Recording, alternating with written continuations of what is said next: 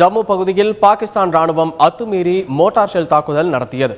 இதுகுறித்த நேரடி தகவல்களை தாக்குதல் நடைபெற்ற இடத்திலிருந்தே தருகிறார் நமது செய்தியாளர் அரவிந்த். கடந்த 4ஆம் தேதி பாகிஸ்தான் ராணுவ தரப்பிலிருந்து ஜம்முவில் உள்ள பூஞ்ச் மாவட்டத்தில் உள்ள ஷாப்பூர் என்ற இடத்தில் அத்துமீறி துப்பாக்கிச்சூடு சம்பவம் நடைபெற்றது.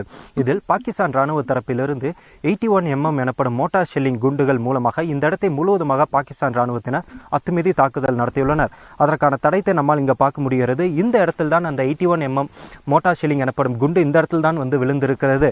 அந்த குண்டின் ஒரு உதிரி பாகம் நம்முடைய கையில் இருக்கிறது. இதுதான் அந்த 81mm மோட்டார் ஷெல்லிங் எனப்படும் அந்த குண்டு. இதனை வைத்துதான் பாகிஸ்தான் ராணுவ தரப்பிலிருந்து இந்தியாவின் எல்லை பகுதிகள் முழுவதுமாக பாகிஸ்தான் ராணுவத்தினர் அத்துமீறி தாக்குதல் நடத்தி வருகிறார்கள்.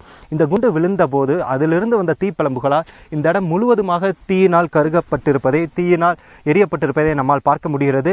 இந்த இடத்தில் மாட்டு தீவனத்திற்காக இங்குள்ளவர்கள் புட்களை பதிய செய்திருக்கிறார்கள். இதன் மூலமாக இந்த குண்டு விழுந்ததற்கான காரணத்தினால் இந்த இடம் முழுவதுமாகவே தீயினால் எரிந்திருக்கிறது.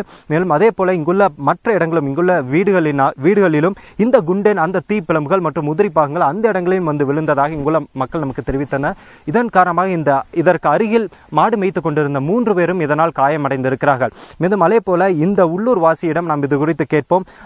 அவரிடம் நாம் இதற்கு முன்னாக கேட்டபோது அவர் இந்த இடத்திலிருந்து சரியாக 500 மீட்டரில் இந்தியாவின் எல்ஓசி எனப்படும் எல்லை இருப்பதாகவும் அதிலிருந்து 1 கிலோமீட்டர் பாகிஸ்தான் ஆக்கிரமிப்பு பகுதியில் இருப்பதாகவும் அந்த இடத்திலிருந்தான் சரியாக இந்த இடத்தில் இந்த மலைக்கு பின்புறத்திலிருந்து தான் பாகிஸ்தான் ராணுவம் இந்த குண்டுகளை வைத்து இந்தியா மீது தாக்கல் நடத்தி வருவதாகவும் இதனால் இந்த இடம் முழுவதுமாக அதிகமாக பாதிக்கப்பட்டிருப்பதாகவும் அவர் நம்முடன் தெரிவித்தார். பாகிஸ்தான் தரப்பிலிருந்து இதுபோன்ற ஒரு அத்துமீறி துப்பாக்கி சூடு சம்பவம் நடைபெற்று வருவதால் இங்குள்ள அனைத்து இடங்களுமே இங்குள்ள ஒவ்வொரு விவசாய நிலங்களும் அதிகப்படியான பாதிப்புக்கு உள்ளாகிறது.